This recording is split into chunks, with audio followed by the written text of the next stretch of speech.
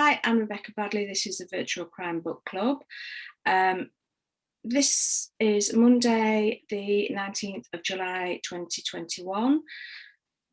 This month we have read The Nothing Man by Catherine Ryan Howard, and she has joined us.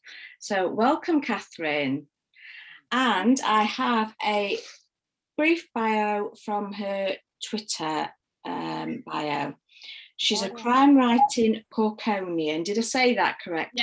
Yeah. Shortlisted for the New Blood Dagger and the Steel Dagger, which was with The Nothing Man, which also debuted at #1 in the Irish bestsellers chart and later became a #1 UK Kindle bestseller. And she was also shortlisted for Best Novel Edgar. So Catherine has an amazing career, and that's with only 4 novels out so far, Catherine? Yeah, the 5th one is out a month from Thursday. So Brilliant. Thank you for joining us. Anybody that is watching this via the recording and not joining us for the meeting, be aware that spoilers will be included. So if you haven't read the book yet, you might want to read the book before you watch the video.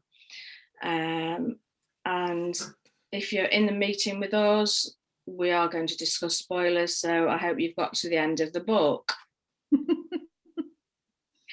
Right, we've only got Catherine for 10-15 minutes, so I'll go through some questions with Catherine first. Thank you for joining us anyway. Really appreciate your time. Thank you for picking the book and for reading it. Yes, it was chosen by the members. It goes up for a vote against other books, and The Nothing Man was chosen by the members. So thank you all. Yes. The Nothing Man is a book inside of a book. How did the idea present itself to you? So I read I'll Be Gone in the Dark by Michelle McNamara just a few days after the subject of that book, The Golden State Killer, was identified as Joseph James DeAngelo and arrested more than 2 decades after he'd last committed a crime.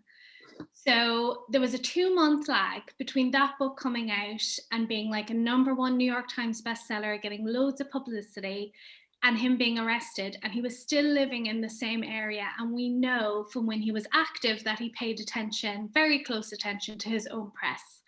So I started thinking, had he read the book? They didn't find any copies of it in his house, but I was thinking this the whole time. I became sort of obsessed with the idea of him reading the book. And if so, what did he think? Was he ashamed of the person he used to be? Was he reliving past glories? If Michelle McNamara had lived, because she died tragically during the writing of the book, would he have been afraid of her? Would he have seen her as a threat? Real life could not answer any of these questions for me, obviously. So I had the idea of answering them with fiction, with a novel of my own, transplanting the serial killer to Cork, which is hilarious because it's such a small place, at the turn of the millennium. And originally, I just had extracts from the memoir in the book. But the more time I spent with it, the more I realized what I wanted to do was write an entire fake true crime memoir that people would absolutely believe was a real thing or written like a real thing, and put that inside the book. And that's where the idea of like you're reading it over his shoulder came from. Brilliant. Once you had the idea, how did you go about implementing it? Are you a plotter or a pantser? I'm absolutely a plotter. I plot everything out in advance. I just like it that way. I think, a lot of writers will tell you that if you know what's going to happen, you're stifling your creativity, like you're sort of locking yourself in somehow. I feel totally the opposite way. I think it actually enables creativity, because once I have the structure worked out, I feel like I'm free to concentrate on everything else. The fun bit, I feel like the plot is building the house, and the writing the book is actually going in and like doing the interior design, which is the bit I like. And I can't personally, I cannot build the wall and hang the wallpaper at the same time. So I plot out in advance. With this, I wrote most of the memoir first, which was that took the longest. And then I went back in and slotted in Jim's scenes, which I actually wrote really quickly. So there was one day, this has never happened again. It may just be a total fluke. There was one day where I wrote 10,000 words in one day, which is about 1/9 of the entire book. But it was just because by then I knew exactly what was going to happen. And Jim's chapters are, the writing is a lot simpler and sparse and straightforward. So it was kind of relatively easy. Now that is where, I did like a 16-hour day, but so that's how I did it. Memoir first and then putting in his scenes. That was actually my next question. Did you write it linearly? Linearly. Yes. Linearly. Yes. Or did you write the book and then slot Jim in, which is what you said you've done? Yeah, like I would say up until about a fifth from the end. So once I had the memoir done, I went back and put in Jim, but the sort of last fifth of the book I wrote at the end, because in the first draft there was a different ending and it didn't really work and I had to go back and change it. So, but for the most part it was memoir first, Jim second. Brilliant. There were some interesting nuggets of information in the book. For instance, Dr. Weir's symposium when no one knew the victims' names. That really struck a chord for me. How much research did you need to do? Very little, because I abhor research and avoid it at all costs.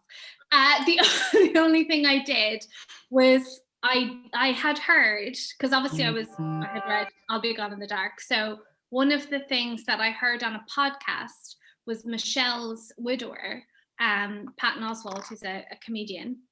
He talked about how Michelle was always saying, these serial killers, they're losers. Like they don't do anything else. It's not like they get caught and they go to jail and they're, doing artwork and they're controlling events outside of their cell like Hannibal Lecter. That's not what happens. They just sit there and they sort of decay.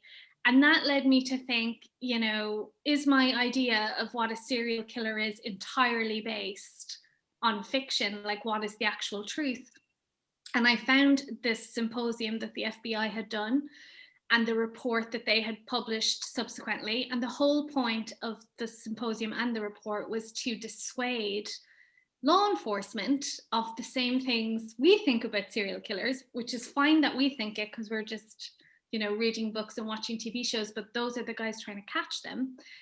And I was shocked to find out that they're not of above average intelligence. That's not a common trait. They don't travel. They work within a geographical comfort zone. They don't outwit police. Usually it's a failure of policing that leads to them getting to the serial bit. And the victims thing was because that's me talking to me. I couldn't name victims. I could tell you loads of serial killers and their nicknames and what they did and where they operated, but when it comes to victims, I really didn't know a lot. And that really was driven home to me by Amazon's Falling for a Killer documentary about Elizabeth Kendall, who was one of Ted Bundy's girlfriends. She was with him at the time of his killings.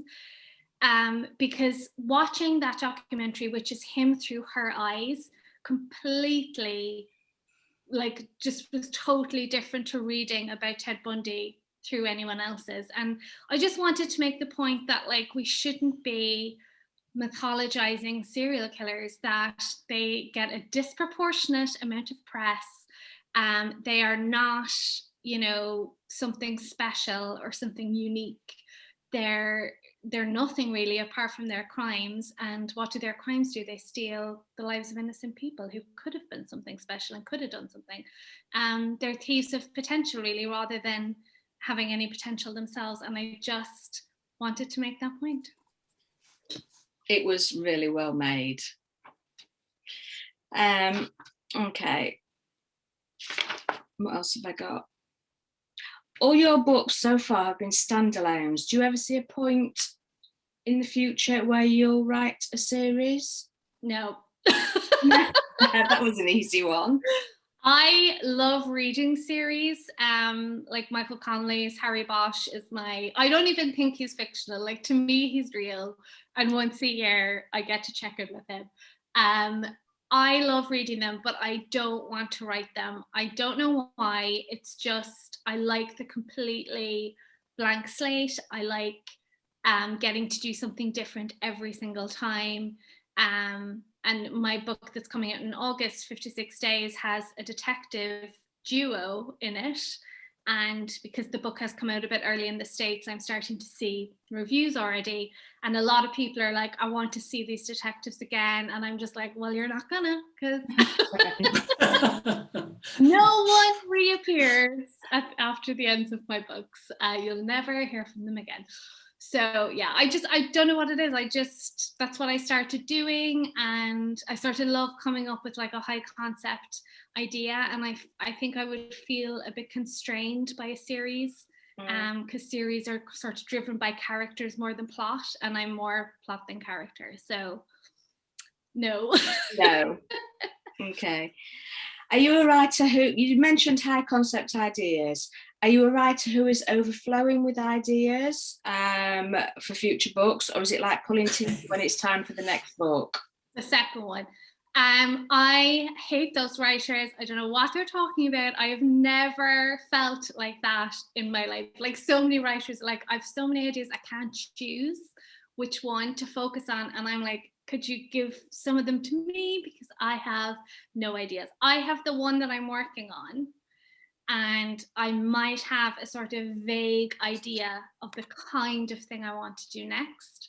And hopefully by the time I finish this, that will have appeared. But I absolutely do not have spare ideas. I also think it's something to do with the fact that when I say a book idea, when I say I have an idea for a book, I mean I can see the whole book, like beginning, middle, and end. Sometimes I talk to writers and they're like, oh, I have an idea for a book about, I don't know, past lives, children having past lives. And I'm like, okay, that's, to me, that's not an idea. That's a sort of seed of a notion of a, whatever. So maybe that's why I don't have lots of ideas. It's because of what I mean when I say the word, but it's just usually what I'm working on and sort of the next one, maybe. Is that scary for you?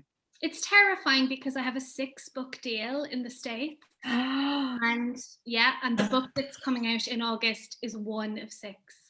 So I try not to spend too much time thinking about that, because I will have 5 more books to come up with.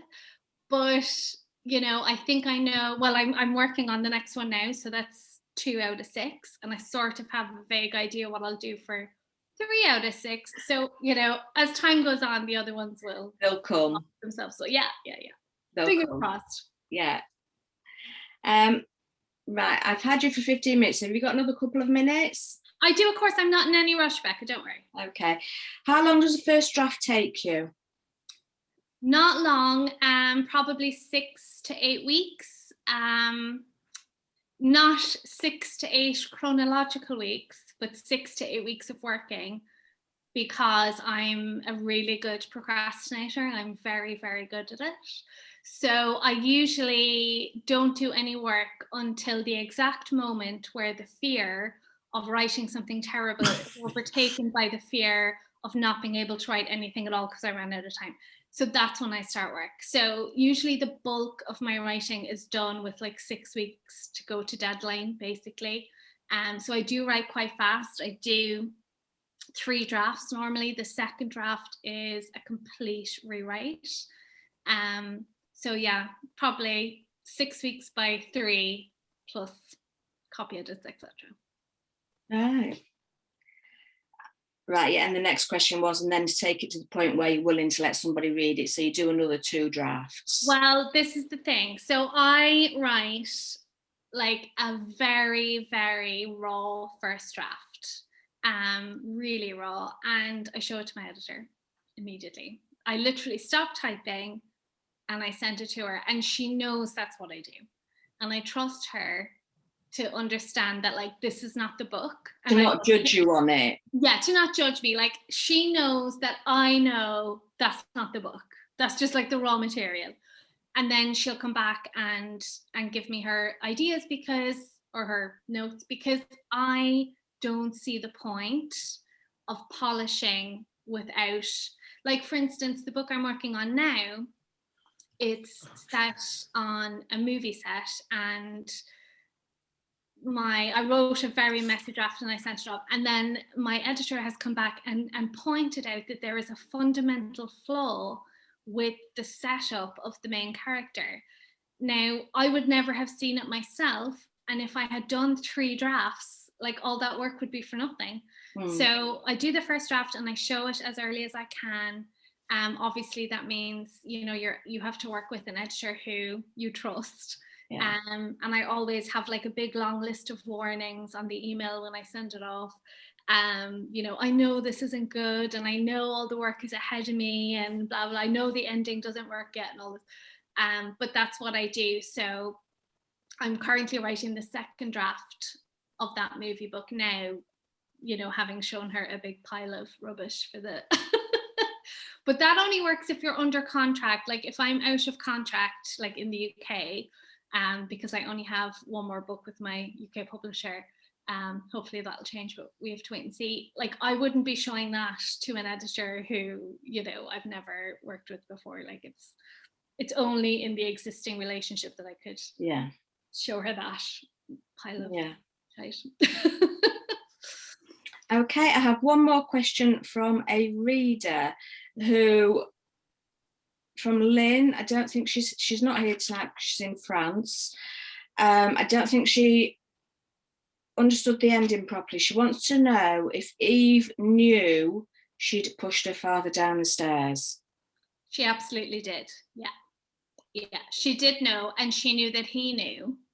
And that was part of, I really hope everyone has read to the end of the book. She did know, and he knew. And part of her motivation for tracking him down was to find out if he knew. Because I suppose her worry was, even though she was a child and it was an accident, and I'm sure everyone would understand, her worry was that, you know, that would come out. And I think that was one of the reasons it was so difficult. I mean, besides the fact that it was a totally terrible event, but like, on top of that, I think one of the things that was holding her back was that she had this secret and she didn't know if he had it as well. So she absolutely did. I also was asked one time, who did Eve marry? Please tell me you all figured out who Eve married. Yes. Yes. And that's it. Thank you very much. You're very welcome. I leave you to your discussion. I hope you only say nice things. And thanks very kind. And for reading the book. Bye. Yeah, thanks very much, Catherine. You're welcome. Bye. Thank you very much. Yes. That was very good. Yes, everybody enjoy that. I thought it was just wonderful. I thought it was great. I thought she was really good, and gave a lot of information when I asked her the questions. I really enjoyed the book, and once again, thank you a lot to Rebecca for bringing Catherine, for bringing one of the writers. It was great, obviously, because then we can really understand the work process and everything. I really enjoyed the book. It was very well written and had a very nice pace. At the beginning, I was a bit, when I read the summary, I was a bit, okay, but we know who did it, so might be a bit boring, but then the reviews were so good. Okay, let's try. And it is really good, because although you know who is the serial killer, it's always very surprising, and it's a very nice idea to have a book inside the book.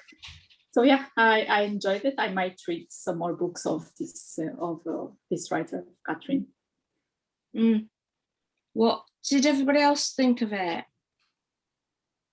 I thought it was absolutely brilliant. I enjoyed it from beginning right through to the end. I thought the ideas were great, and the way she integrated the two stories and the novels, it just fitted so well like a glove. I really enjoyed it. There's nothing I could criticize on it. The characters were great, completely believable. Thoroughly enjoyed it. I think she was very clever and you know, showed an immense amount of skill, because we knew who did it, to keep that interest going, because it wasn't just about, is he going to get caught? It was all about the other questions that she planted that then took these little twists and turns and were unexpected. And there was never a moment when I thought, oh, I know what's going to happen next. And then that's what happened. There was always a little bit of slant on everything. And I thought she did that so well. What she said about planning, I think that's absolutely key probably to writing that good a book, that tightly plotted book. And you know, all credit to her. I think it was an absolutely brilliant read. I picked it up to read a bit of it, thinking I'll never get it finished in time, too much to do, and I just abandoned everything else and read it. So yeah, I've done the shopping. Who cares? You know, I've just had to read it. The sign that you're enjoying a book. Yeah, very much so. I was the same. Yeah, a lot of the reviews on. Oh, I'm sorry, I didn't mean to talk over you, Jacqueline. Okay. Go ahead, Michael. Thank you. I'm happy to see everybody again, by the way. This conflicts with my teaching schedule. I teach on Mondays, and so I can only see you in the summer months. And I read this and The Liar's Girl a couple of weeks ago, and I think they're both really brilliant. And the reviews, the Goodreads reviews, tend to talk about how she keeps the tension going in the line, and that was the thing for me. I was like you. I couldn't put it down. It kind of disrupted my day. Real skill. It was exactly the same for me. I started it and didn't stop it until I completed it. So, and I thought the twists and turns, I couldn't guess what was coming next. So I was intrigued all the way through. I thought it was interesting that she said she's better at plotting than at character, because I thought there was a lot of compassion and empathy in the sort of true crime memoir kind of bit where she was telling the stories of all of the other victims and so on. So and I really liked that. I liked Michelle McNamara's book as well, and it had a lot of that feel of let's focus on the victims and what it did to them, which I really enjoyed that aspect of it, and I'm glad that she mentioned it, that was one of the motivating factors as well. We appear to have a full house for enjoying the book. Any detractors from it? There were a few things that bothered me. The thing about her pushing her father down the stairs, it wasn't really mentioned until near the end, and then it was resolved quite quickly. It could have been mentioned earlier in the book as a sort of a hook to sort of reel you in, but it felt like nothing much happened with it. It kind of fizzled out. And I was also a bit confused about the phone box with the pound coins and 50p's. This was a book set in Ireland, not the UK, so I didn't really get that. It's a little inconsistency. If you see what I mean. Yeah. Yeah. I can't remember the phone box. It was something about her friend, and the guy who would ring people up and say, I want to play a game and all that. And she mentioned something about a friend's mother didn't want her using the phone too much, so she inserted a little box where you had to put the coins in, and you had to put £1 coins and 50 pences. Oh, I listened to the audiobook and that's completely skipped me by. I must have, I don't know. But they did have those kind of phones in Ireland because I did hear In a the lot of past. Irish people saying that that's exactly what they had, their parents Right. had, because they had lots of kids and things and they wanted to control the teenagers talking Yeah, forever. but So yeah, but yeah, probably the coins pound would have been. coins when they had punts and then euros. Yeah. Was there not a little bit of inconsistency with the character's age at the beginning? She says she's 30, but then she keeps saying it happened 20 years ago when she was 12, thus making her 32 rather than 30. I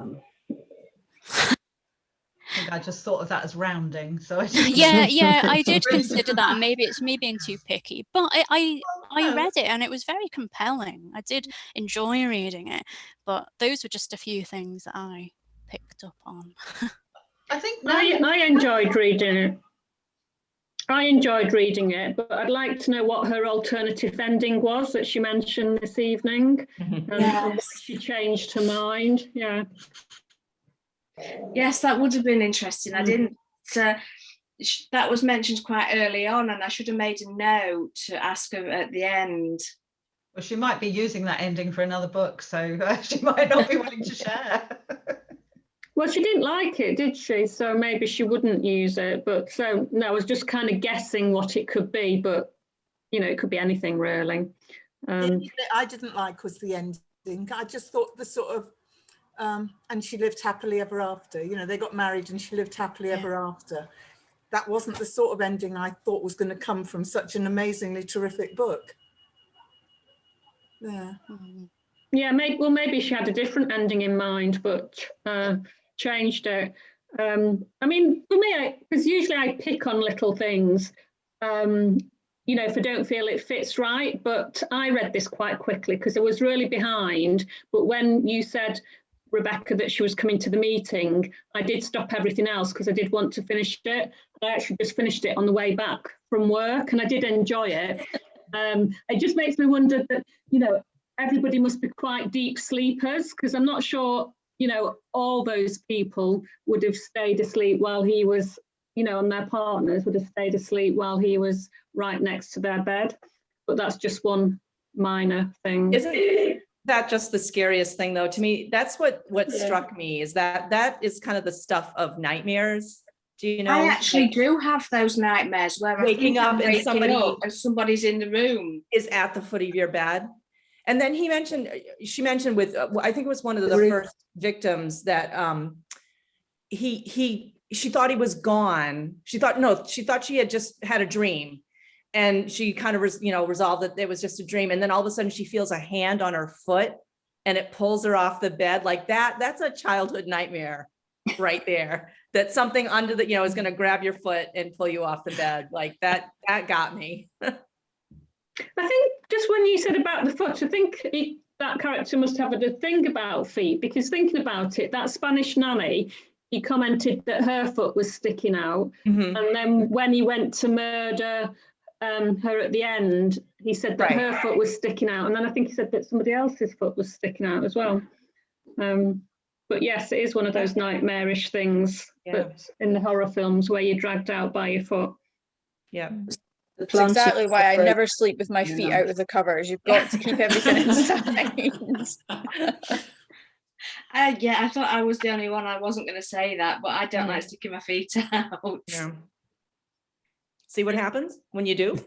I know. Yeah. Yeah. Not sure how much protection a duvet is, though, to be fair. You might have a point there, Wendy.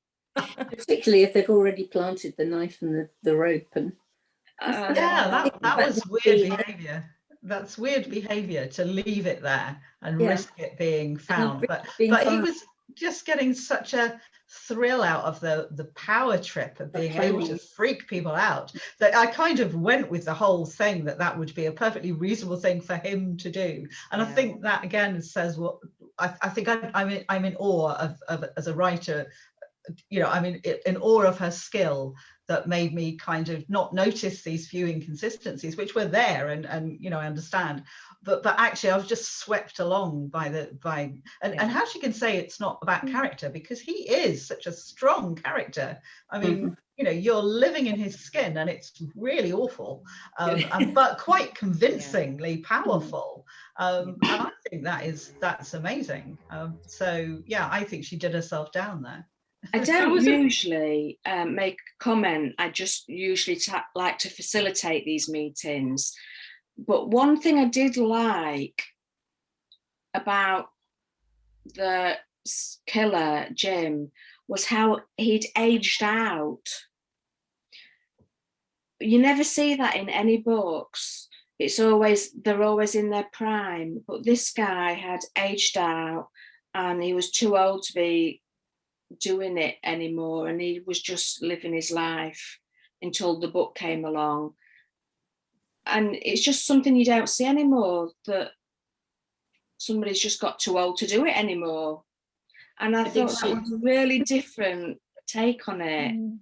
It was described quite well, wasn't it, as well, the way she described it? Yeah. Aging. Yeah. I was a little surprised at his wife, Noreen, you know, encouraging him to kill her to protect the daughter. That was a bit of a twist that I didn't. And then I did start to wonder whether she was in cahoots with the detective, that she was, you know, encouraging him to kill her in order to trap him. Yeah, I must admit I got a bit confused with with Noreen's sort of attitude and what was going on at that point.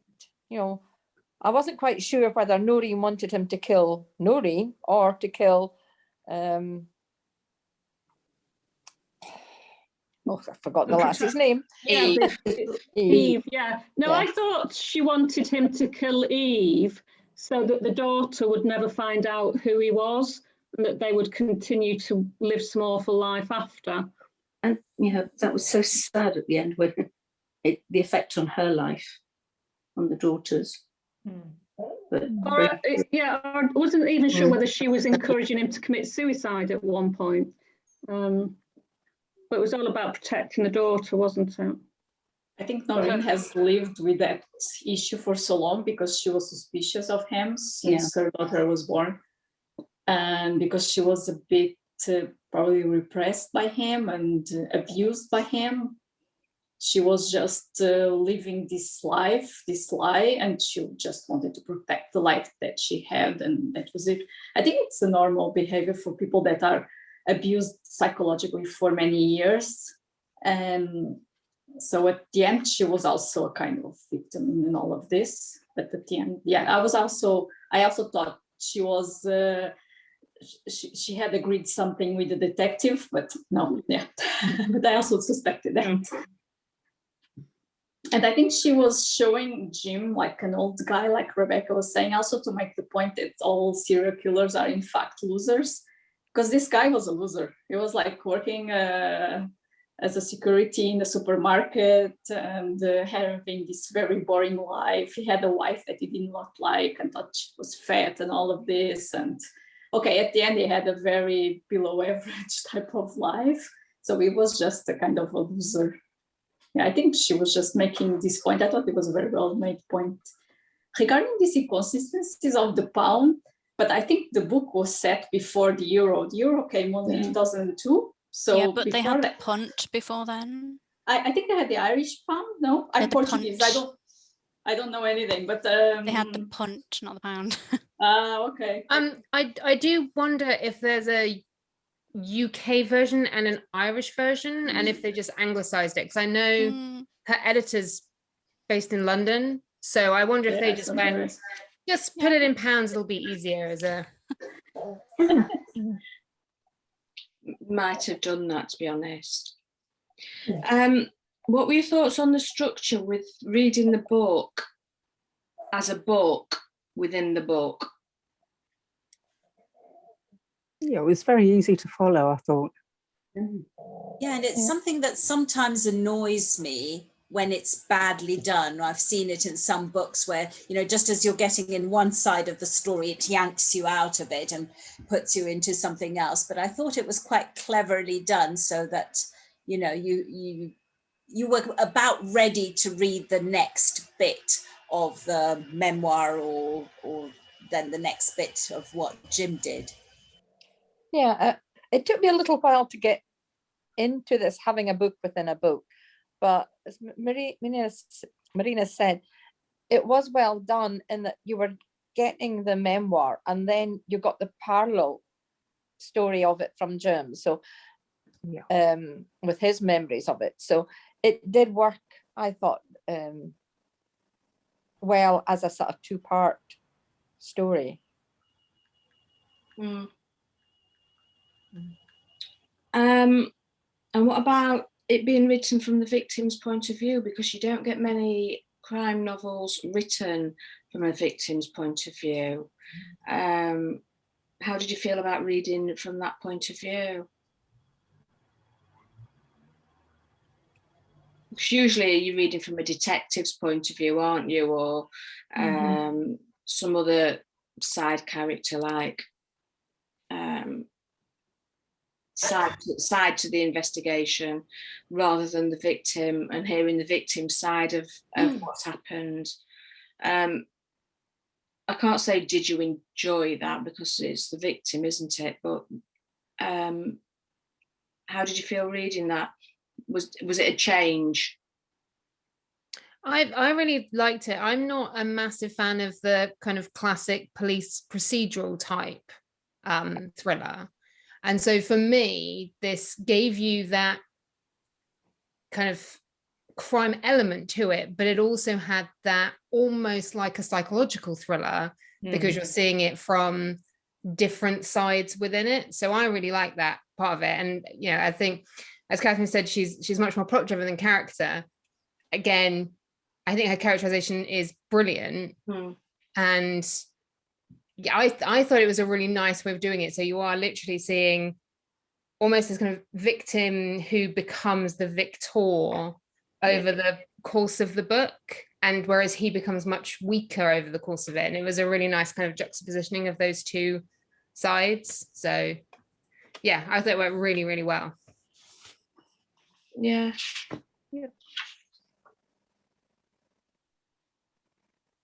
We've discussed the ending. Were you satisfied by the ending?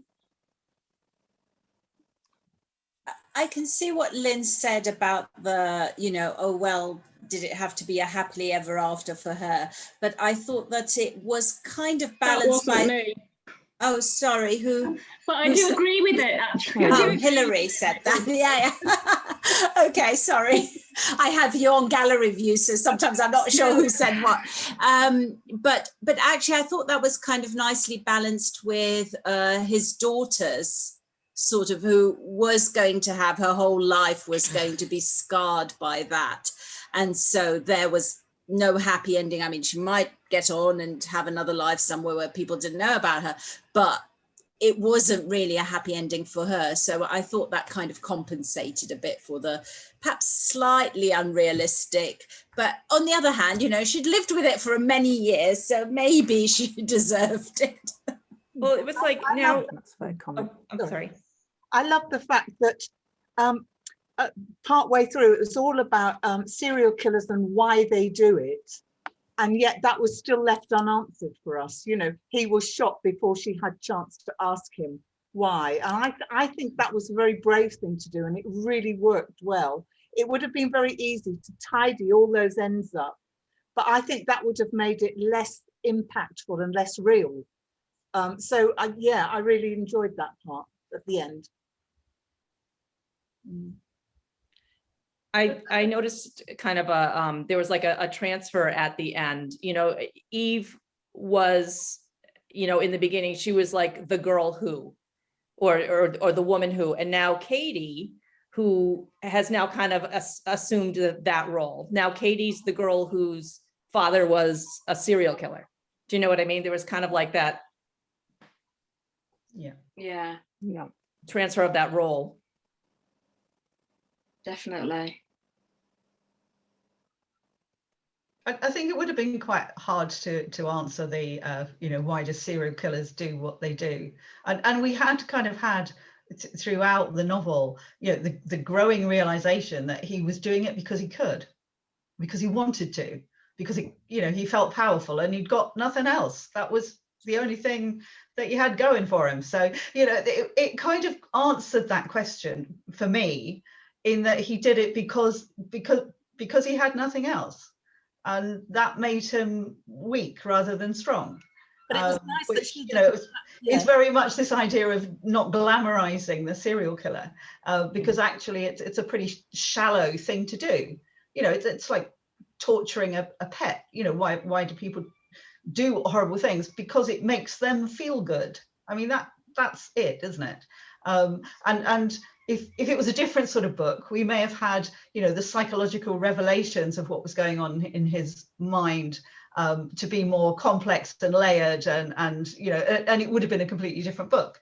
But I liked this for its kind of simple message almost, which was, that it doesn't really matter how the press might have dressed it up and what attributes they might have given, this shadowy, fearful figure that had everybody terrorized, because actually it's just a man, doing what he wants because he can't get his kicks any other way because he's a sad so-and-so, and that rather put it into context, I thought, rather well. She did put that bit in the end, didn't she, that his father had shot his mother, and as a 5-year-old he was with the dead body for a couple of days. Yeah, I'd kind of rather she hadn't done that. Yeah. Personally, that felt like a sop to the, we must have some psychological basis. Yes, it was just one short paragraph and that was it, wasn't it? Yeah, I think there was a bit of me just kind of glossed over that as a kind of, because he could have been brought up in a perfectly normal environment and just, learned that actually he was never going to add up to anything. He had no particular talent or skill, or he didn't want to work hard enough to make anything of himself. He wanted power on a plate, if you like. And this was the way he could get it, because he was physically strong and he'd got the tools and he'd got the opportunity. And so he did it.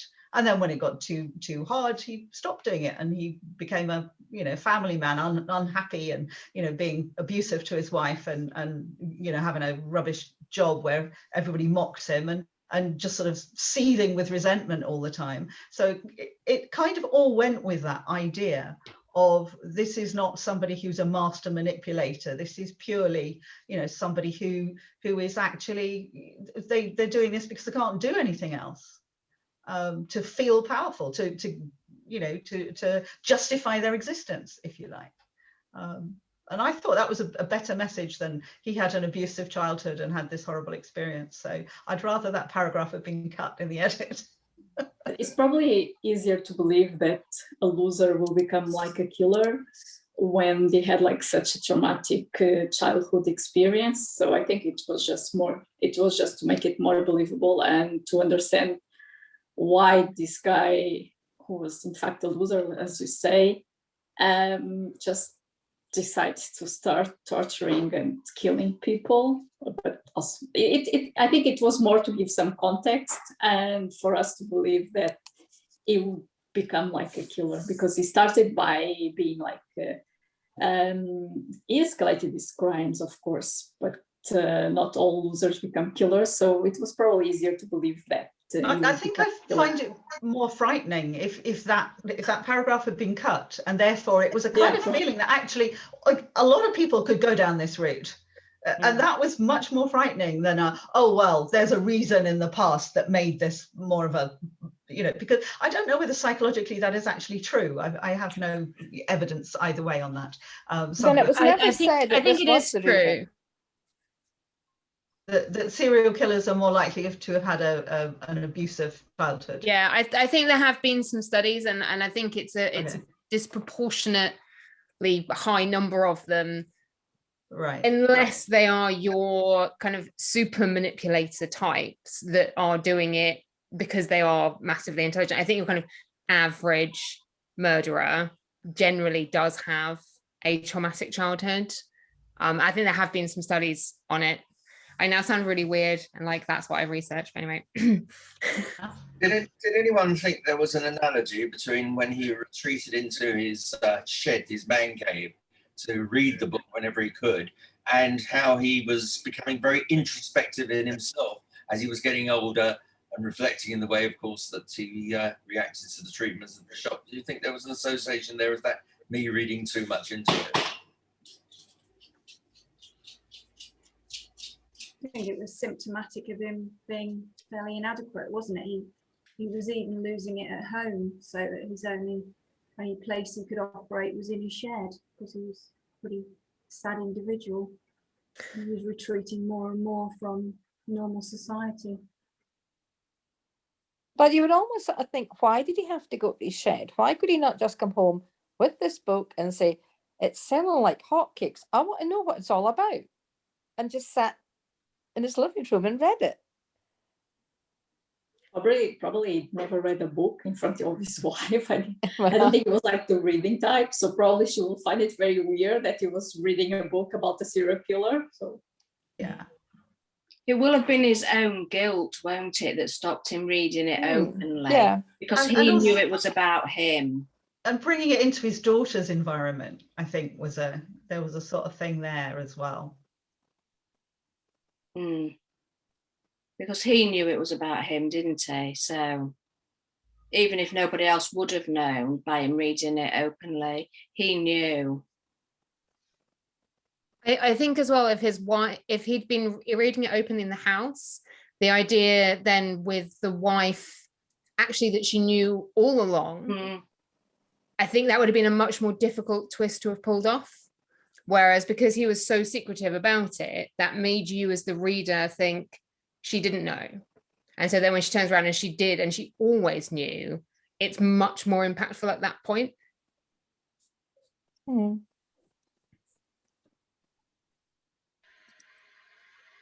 Yeah. So on the whole, it's a well-received book this month. Yep. That's good. Anybody got anything else they want to say about it? Can I just say, like you, Rebecca, I also listened to it on Audible. And on Audible, there were the two voices. And I think that worked really well. When I saw it first, there were such awful reviews of the narrators that I thought, do I really want to listen to it on Audible? But I loved it. I loved her voice. And I think it really worked. Oh, I didn't see the negative reviews and I did enjoy it. Oh, they were all very sort of picky about the accent was the wrong one for that part of Ireland. And, lots of people said her voice sent me to sleep. So I thought, oh, well, maybe I can use it to send me to sleep. But actually, I was gripped with it. I loved it. Yeah, I enjoyed the audio. Yeah. Didn't have an issue with the narrators at all. I really enjoyed it. Yeah. So I've been lucky enough to read 56 Days already. So really? I'd absolutely recommend it. It's so good. It is set in lockdown, so I will warn people about that. But it's set in like the first couple of weeks of lockdown, that period where we had no idea what was happening. And it's so well done. And she can say what she likes about how she's more plot and character, but the characters in that are spot on. They're so good. So yeah, I think that's out 3-4 weeks, I think she said. Yeah. But yeah, definitely worth reading. I do fancy that one. So would you read another Catherine Ryan Howard book after reading this one then? Yeah, I've read all of her previous ones. So. Oh, right. Yeah. I read a first one and this one now, and I fancy 56 Days. Yeah. She also makes a reference to the Nothing Man in the 56 Days, which is just like as if it was a real case. Oh, right. Just really clever, just to link those two things together. I'll definitely read her books, the other books. That was the first one I had, and I'll certainly read it again if they're as good as that. She's a good find as an authoress. Well, as I mentioned at the beginning, she's been shortlisted for awards and high ranking in charts and what have you. So she's a popular author. And I have to say, I knew her from before she started writing fiction. So I mean, as in on Twitter, on social media and things, and she was writing a blog, and she was writing non-fiction about her experience at theme parks. Walt Disney, at theme parks, working at theme parks. And she was writing about how difficult she found it to write, and she had to go on a writing retreat somewhere to distract herself from social media so that she would write and so on. So it's been such a pleasure to see her being so successful once she started writing fiction and writing it at such a pace. So yeah, I really admire her for that.